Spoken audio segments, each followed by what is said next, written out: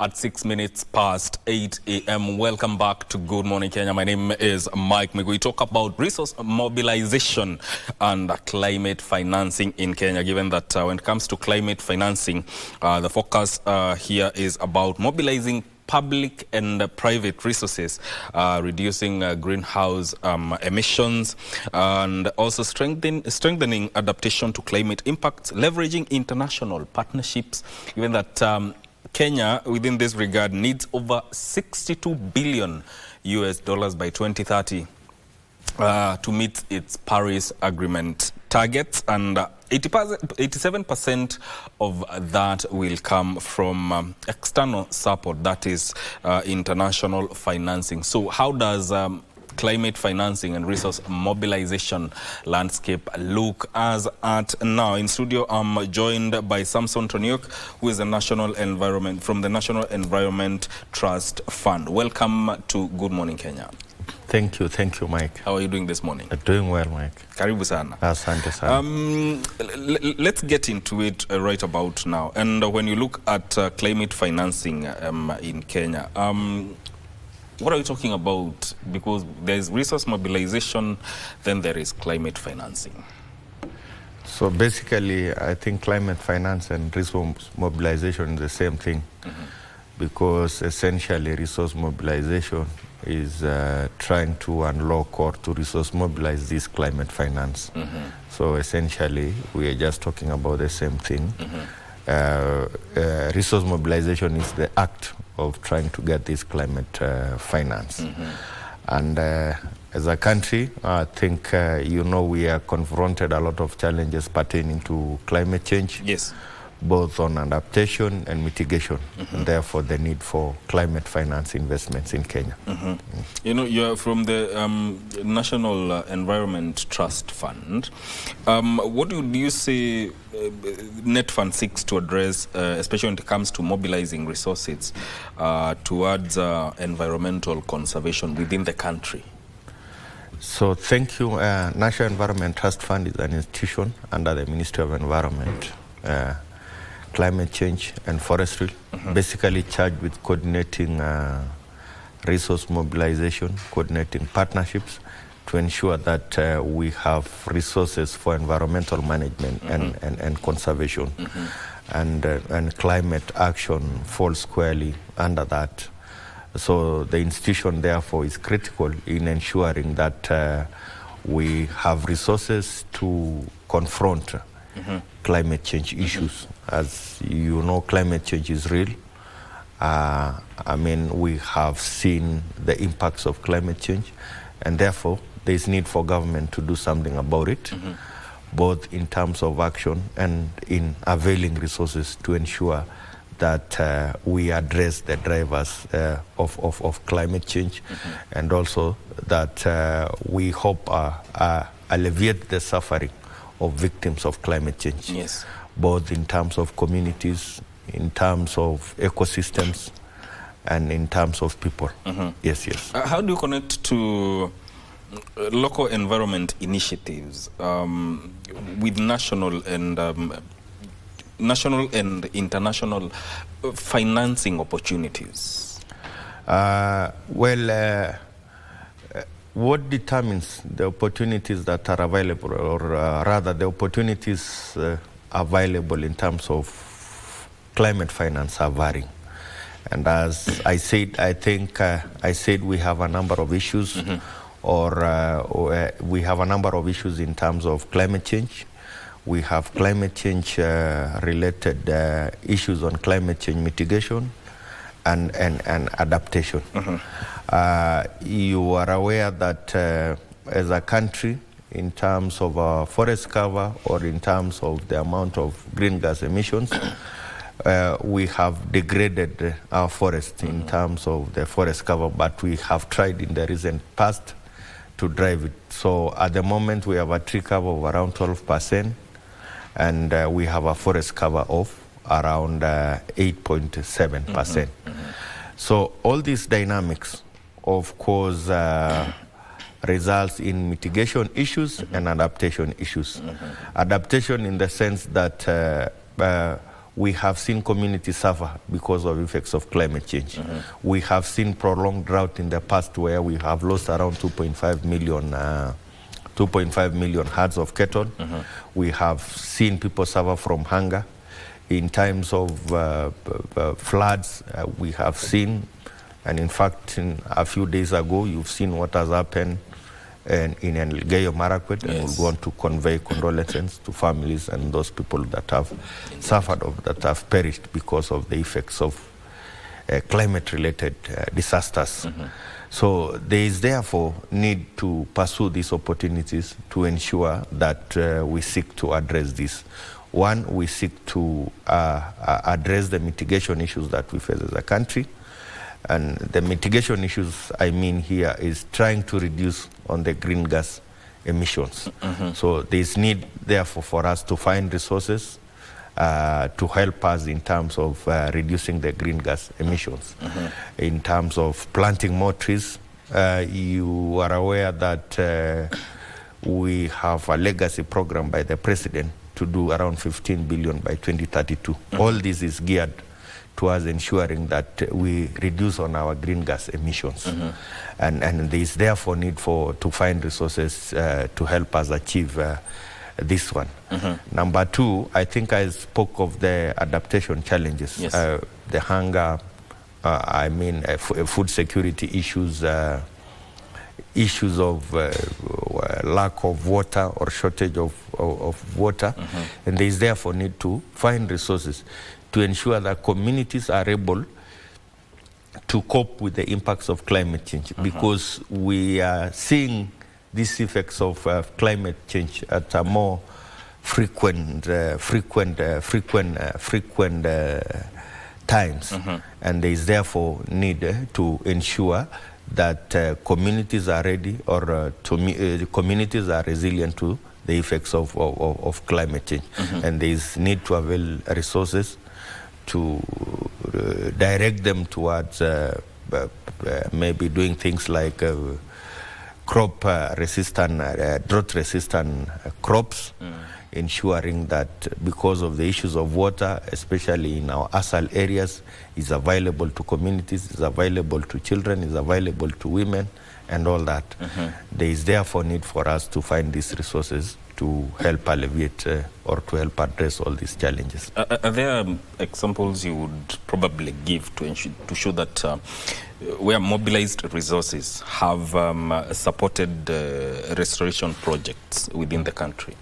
Yeah, I can give you a few examples of projects that we are undertaking at the moment, and those that we have undertaken in the past.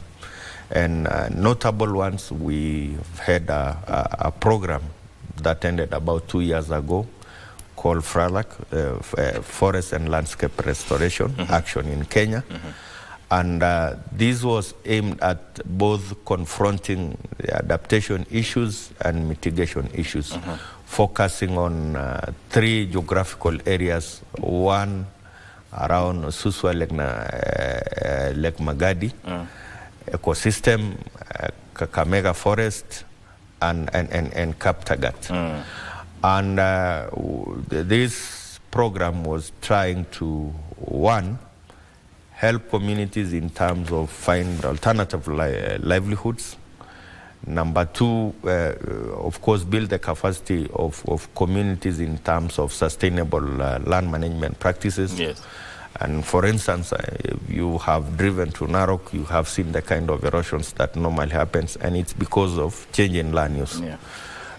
We have changed our forest into agricultural lands, and therefore there is a lot of erosion. There is therefore need for the government or everyone to ensure that we have sustainable management practices or sustainable agricultural practices. So that project intended to build the capacity of farmers, build the capacity of communities, to ensure that we have our agricultural practices that are friendly to the environment.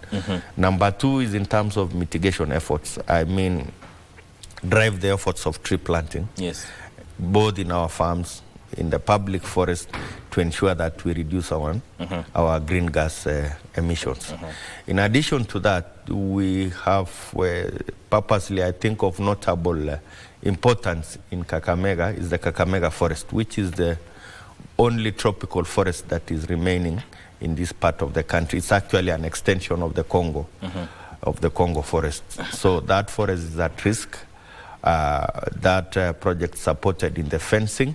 So we did an inaugural of around 15 kilometers of fence just to ensure that we protect that particular ecosystem, to avoid illegal logging, to avoid charcoal burning, and all that, and also to support forest adjacent communities who have been relying on that particular resource to make sure that they find alternative livelihoods in terms of medicinal plants, in terms of supporting them come up with tree nurseries so that they can sell the seedlings, engage in nature-based solution like beekeeping and all that.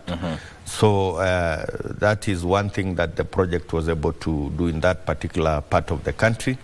Then when it comes to Kaptagat Forest, I think we were able to support a number of CFAs, a number of community groups in terms of establishing tree nurseries, and also of taking, create an economic activity out of this initiative by supporting them establish tree nursery and take the seedlings that they are able to propagate and help them in terms of restoring degraded parts of the forest.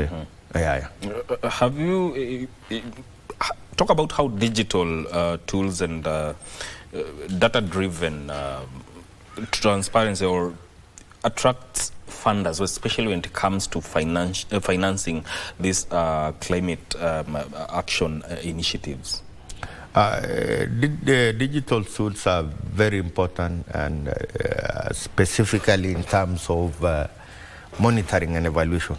There is need to show, or there is need to track whatever you are doing using AI technologies or using digital tools. So that is very critical for every project nowadays. I think that is something of great importance to donors nowadays, to ensure that they are able to track, or even as project implementers, we are able to track and see the impacts we are creating or the change we are creating with our intervention.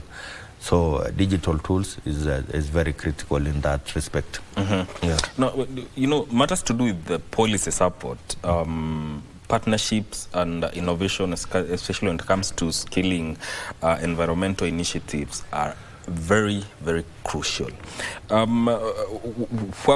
does it play out, especially now for Net Fund, especially when it comes to the three aspects that I've mentioned: policy support, innovation, and partnerships in scaling environmental initiatives? Yeah, all those three items are very critical in terms of driving the efforts of climate action in the country. In terms of innovation, in whatever way you want to look at it, whether you want to look at it in terms of mobilizing resources, there is need to use innovative financing mechanism. I'm sure you've heard of issues of carbon credits, you've heard of green bonds, you've heard of blended finance. So it is critical to be innovative, and also considering that as a country we are confronted with a lot of challenges. We don't have sufficient resources to help do all the priority areas. So you find that the budgetary support is not sufficient. So there is therefore need for the country to be innovative in terms of unlocking innovative financing to help us drive climate actions in the country. Then in terms of partnership, climate change is big and cannot be delivered by one party. It cannot be done by government alone. It cannot be done by the public alone. It cannot be done by donors alone. So there is need to build synergy. There is need to build partnerships and collaboration in terms of driving this climate change agenda. So partnership, therefore, is critical. And even in terms of inter-country, yes, I think climate change does not know any border, and it is transboundary.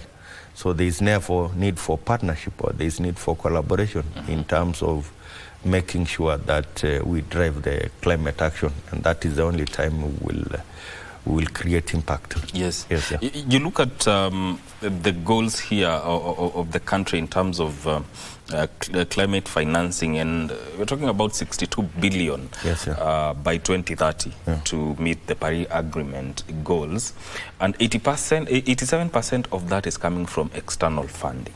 So from your perspective, what are the dangers of relying heavily on external funding, especially when it comes to matters to do with climate change? Thank you. I think there is a risk, as you have rightly pointed out, and this emanates from one, change in policy directions, specifically as you know, as Africa and maybe Kenya included, is that we contribute very little to the green gas emissions. Yes. But we face the biggest risk of climate change effect, or we are the ones suffering most. We are the most vulnerable. And from the Paris Agreement, the global north was supposed to commit around $100 billion annually by 2020. But that has just been lip service. That has not been honored. So that in itself presents a challenge of relying on international finance. Yeah. Number two, I mean, there are quite a number of dynamics, geopolitics. Yes. You've seen what is happening in Russia, seen what is happening in the Middle East. You've seen the trade wars between Russia, between America and other countries. Yeah. So in itself, that presents a big challenge. I'm sure you have seen what the U.S. government, for instance, has done, and really cut down on funding climate actions because of their policy direction that they want to take. So if considering that we have been relying on these particular sources, therefore presents an issue, or presents a challenge, because these resources are not forthcoming, or they are not predictable when they are supposed to be predictable. So that therefore presents a challenge. And also, changing priorities by various countries, especially in the global north. Yes. So maybe climate action is not of utmost priority, or changing to other more pressing issues. They are also experiencing challenges like we do. So that therefore all those issues presents actually challenges in terms of accessing or getting international support for climate action. Indeed. When it comes to mobilizing resources for green economy, what do you think can be excellent strategies for attracting both local and global investments into what you would call climate smart projects? Well, I think a number of strategies needs to be deployed if you want to be successful in that respect. One is, of course, making sure that you have built the capacity of various teams in terms of developing bankable projects, because the only way you can unlock climate finance, or you can get this funding, is making sure that you have a bankable project. So this therefore need to build the capacity of the teams or the country to ensure that they can support, they can be able to develop bankable projects. I think one thing that I did not highlight is that we have around 4 sources of global finance. Especially with these multilateral funders or agencies. Yes. So, for instance, We have an institution that is supposed to provide resources for adaptation actions called the Adaptation Fund. I'm sure you've also heard of the Global Environment Facility, and then you have also heard of the Green Climate Finance.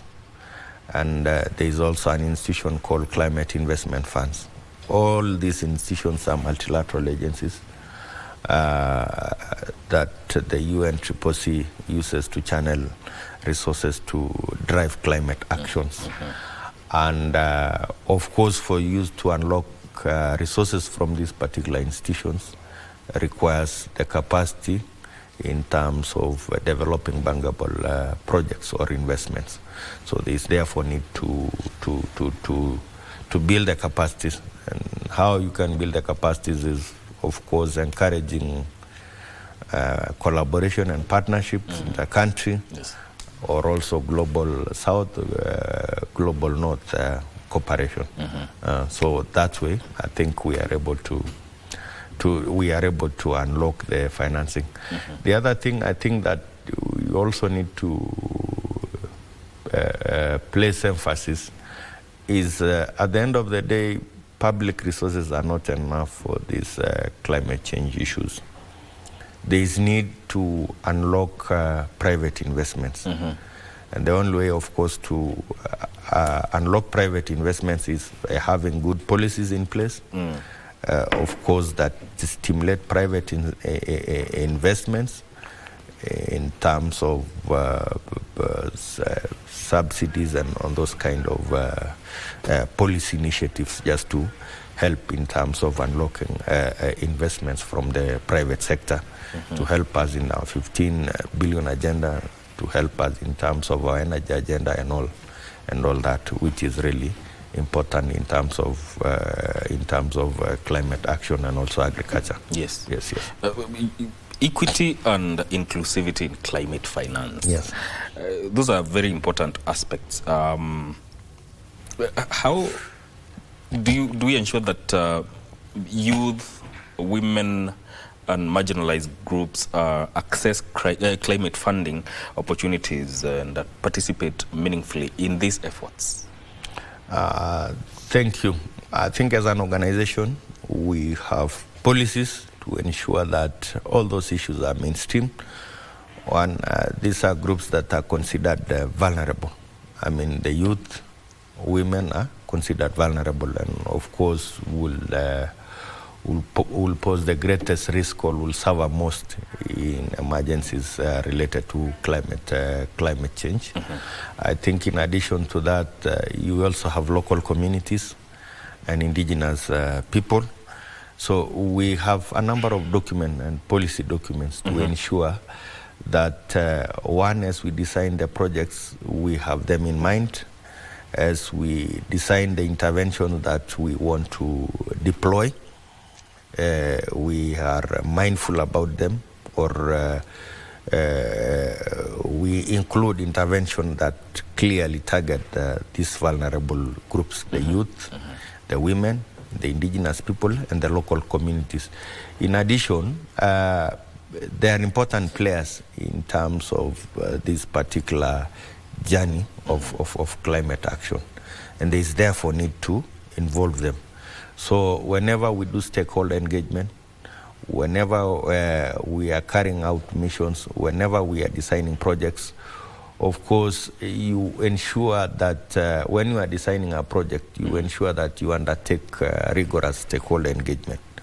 And some of the groups that we are very deliberate about in terms of engaging them are the youths, as you say, and women, and also the local communities. And then in terms of leadership or governance or project implementation, I mean, they have to play a role, because if they are not on the table, then their issues will not be articulated well, or the agenda will not be articulated well. So there is therefore need to bring them on board. So there is need to bring them on board in terms of the leadership or project management. There is need to engage them in terms of stakeholder engagement.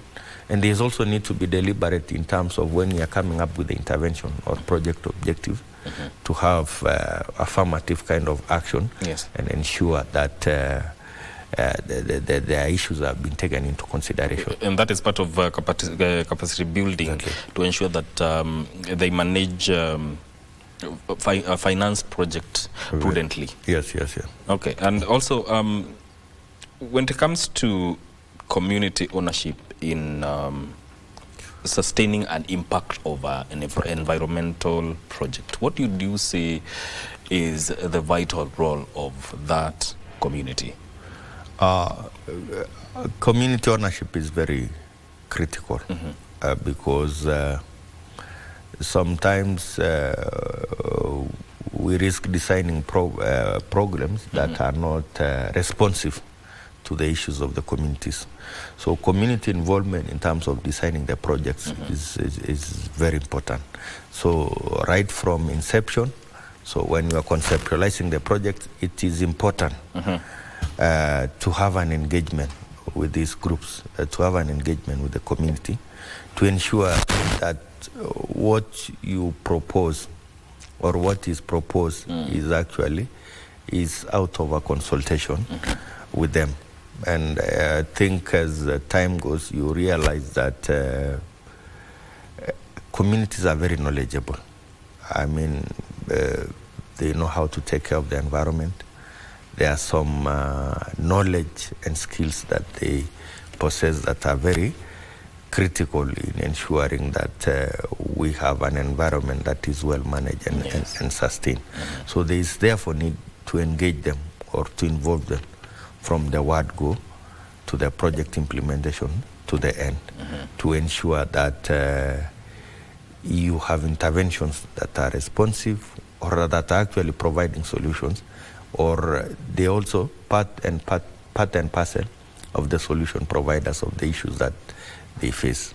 I mean, you cannot claim to understand the issues that face a community more than the locals. So there is therefore need to ensure that you involve them in the project design and project implementation, and even governance issues of the project. Yes. What would you say in the whole sphere of accessing climate finance? What would you say are the biggest challenges, especially for local communities, to access climate financing? One of them is, of course, I think I mentioned, is the capacity.